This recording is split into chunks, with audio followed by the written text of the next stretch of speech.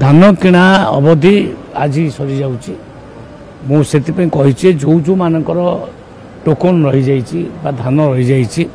से मंडी को धान आनी से आई स्कान करनी एवं सेटा रेकर्डेड हो प्रकृत में मैंने आनी आम पर टिके डेरी हम उठेबा कि आम समस्त आई स्कान करके रेकर्ड करके आम नहीं तेणु जो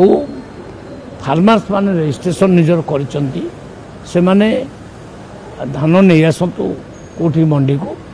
किंबा जदि धान न आसी पारे भी ये आई स्कान करदे रेकर्ड करदे भी हम तेणु किंतु जदि से जो मिलर को आम दबू से मिलर सिक्यूरीटी जब थी आम देपर सिक्यूरीटी जब न आम देपर तो ये अवस्था कौन से प्रोब्लेम आम ना प्राय 19 लाख मेट्रिक टन धान किणा सरलाणी।